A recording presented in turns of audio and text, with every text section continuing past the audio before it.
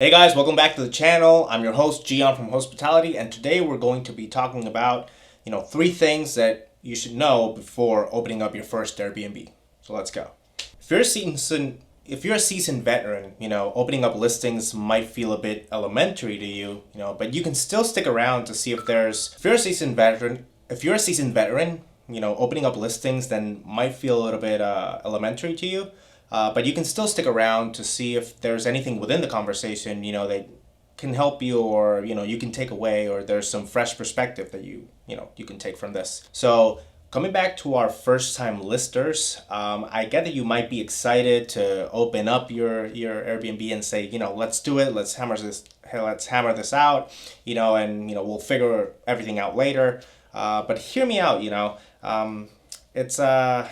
there are things that are better to address now rather than later when, the hecticness of hosting starts. You'll soon start to notice that it gets fairly busy pretty fast, especially if you're in a popular urban market.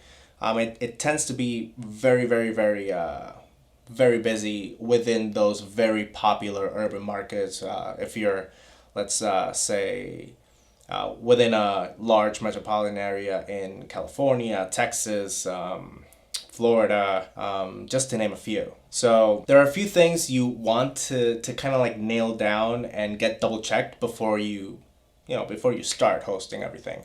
So let's get to it.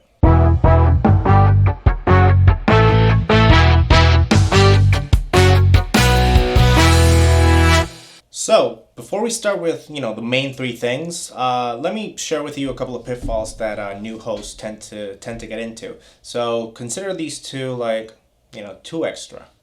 Let's say we're giving away free stuff. So these are the things that if you know since the beginning, you'll actively avoid moving forward, and you'll probably develop your own things to avoid that are specific to your operation. So one of the first pitfalls you'll go into. Before we start the three things, let me give you, some other pitfalls. Count these as, some free stuff. So if you know these things since the start, then you'll actively avoid them moving forward. So, and also you'll probably develop your own things within your particular operation that will definitely help you, within your particular operation. So let's go with one of the first ones. So you'll find that you'll probably put in, too many small things in your units, or too many small items in your units. This means more details, from personal touches, knickknacks, or whatever extra you thought would look cute. You'll soon find out that keeping track of everything that's very small within the unit, it's a pretty big endeavor. It's a pretty big job. So, and not to mention keeping everything clean. So you'll probably end up eliminating most of all these little things that you just added within the unit, to a more standardized kind of like look. So let's look at another one. So you'll probably underestimate the amount of work that goes in. So, and don't get me wrong, you're probably now thinking like, I know how much work it's going to be, right? And to that I say, trust me. Trust me, you don't. So if nothing major happens, during your first few weeks, then great. You're off to a good start. But more than likely, something essential will break, or something you really liked, may go stained, or maybe someone bashed into one of the bedroom doors at 2 a.m. and you have to call the cops before a fight broke out, So, or because a fight broke out. So yeah, that actually happened to me. Now, don't get discouraged. It's very unlikely for you to encounter such an extreme situation. Just keep in mind that I used to manage entire buildings, so anything could happen, But I'm just saying, be prepared, for something to go wrong. Apart from the fact that the day-to-day work that can be very, very draining. And particularly to new hosts, they tend to underestimate this endeavor. They tend to underestimate the day-to-day. But if you're like me, it's worth it because, we like what we do.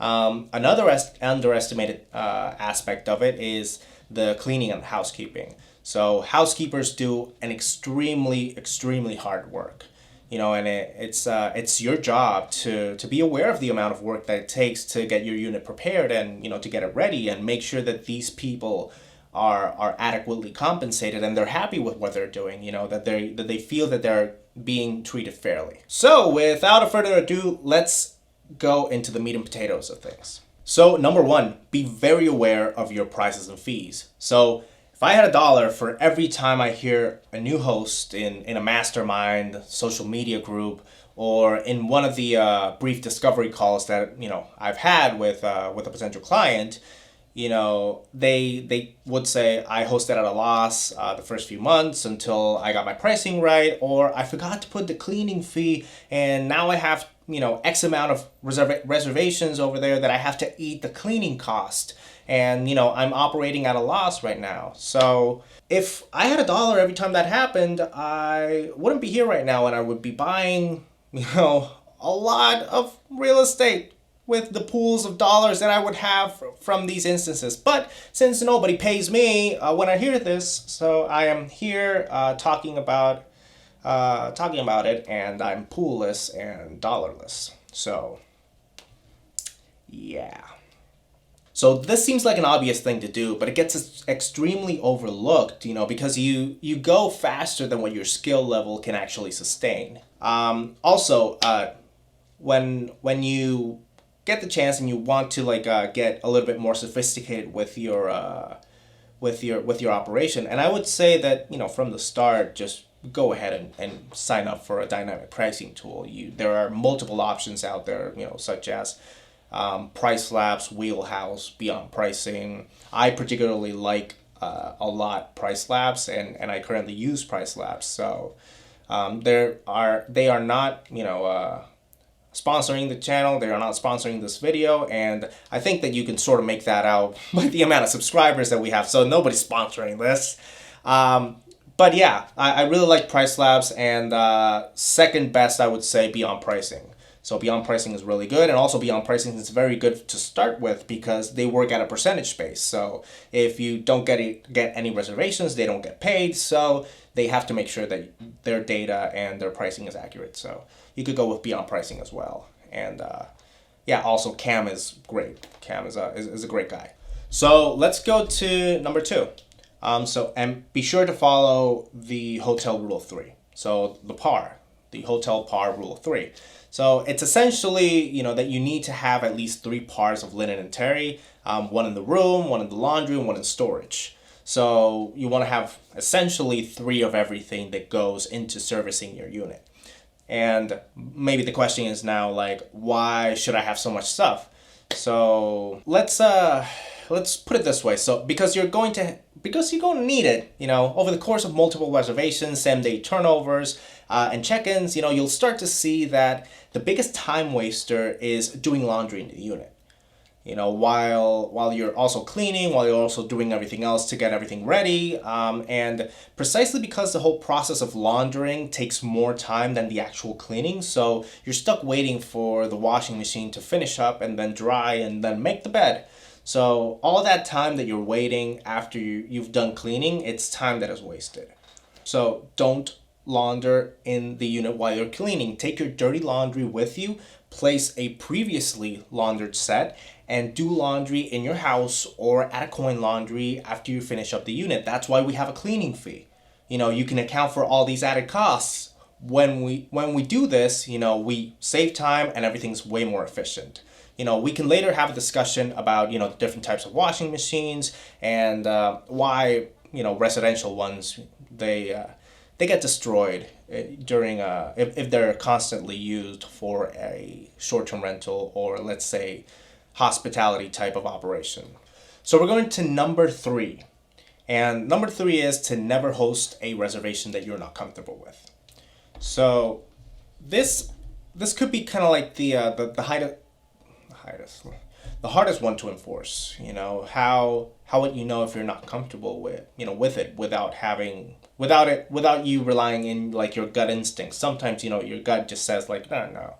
But sometimes there are red flags that should indicate that you should be uncomfortable with the reservation. So let me tell you what makes me uncomfortable, and what I've detailed in documentation for my customer support team, to kind of like look for within any type of communications, and if they see any of these, then they mark it as a red flag and potentially even decline the request for reservation. So one would be if the guest is asking for discounts, right off the bat. And, surely I always want to charge full price. Everyone wants to charge full price. I want to make the most amount of money per reservation, just like everyone else. But I'm not opposed to discounts, and if it means, that I'm filling up my rooms and that I'm providing my team members with work, so yeah, great. Yeah, I would definitely do it, but what I'm opposed to doing is, giving a guest a discount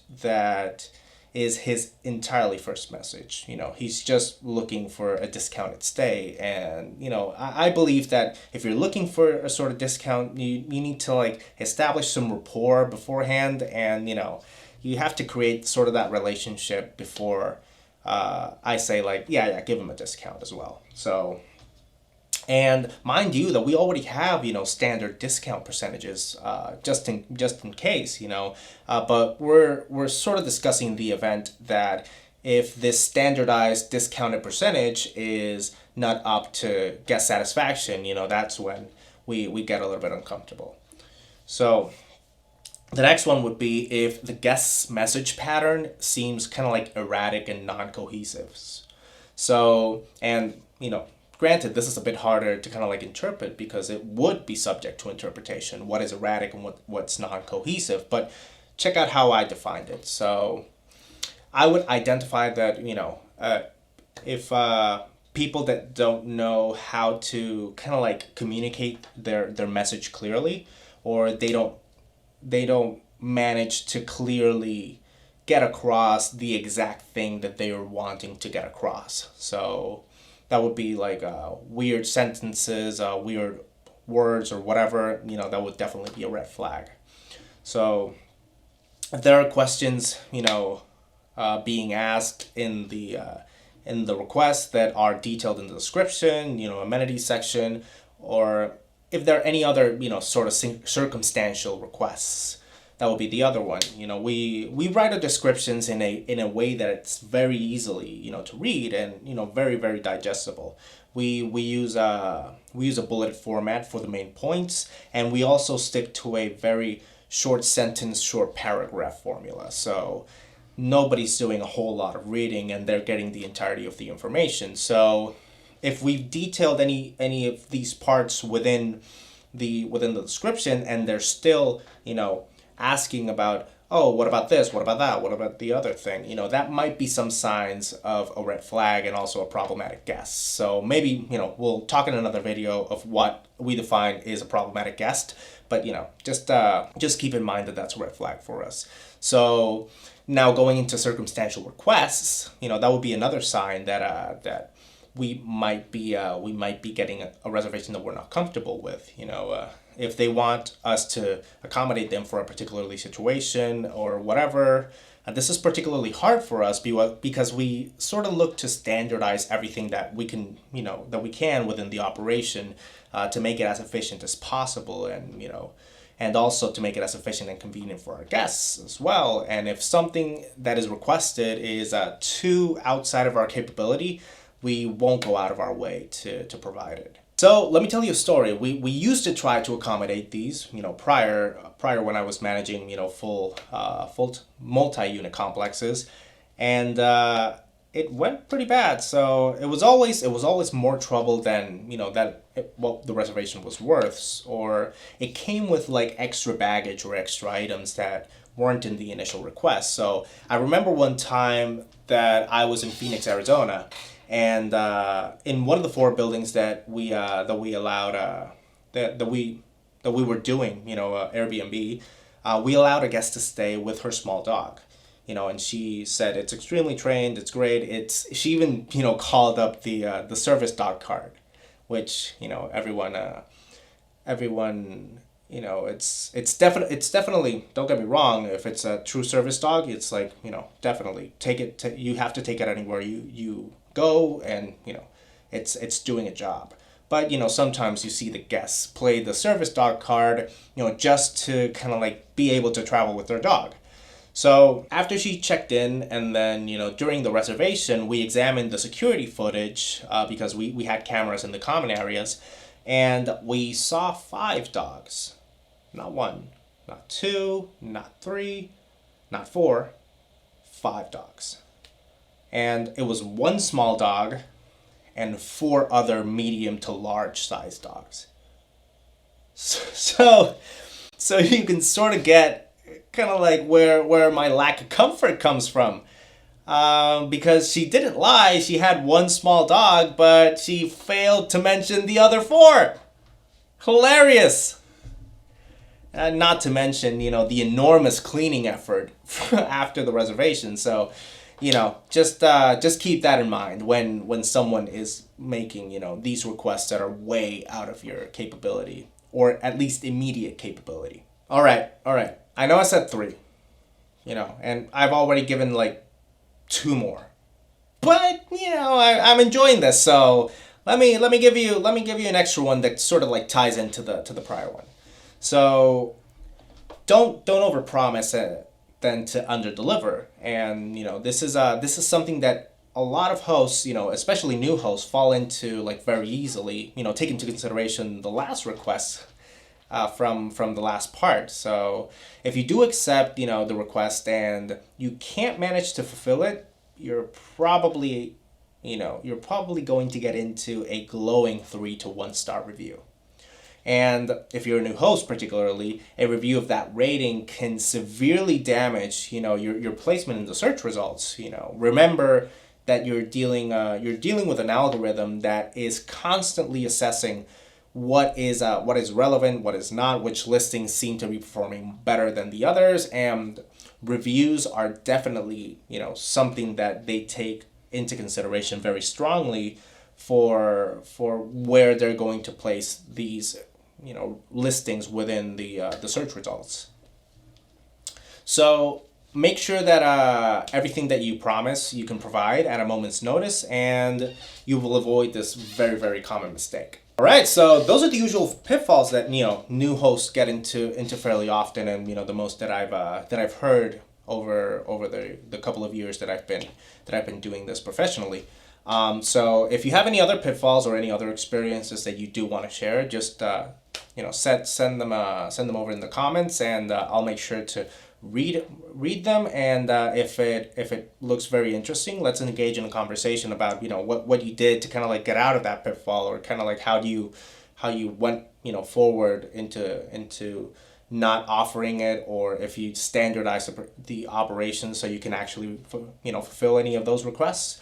And that would be pretty fun. So thanks so much, guys, for sticking to the end of the video. If you liked it, please like, comment, that experience, and subscribe. And please do like the video if you did like it, and because that also lets me know if I'm providing value to you guys through the video. So with that said, also follow us on social media. We're on Instagram, Hospitality5, and also connect with us on LinkedIn at searching Hospitality. And with that, let's leave it there, and see you in the next one.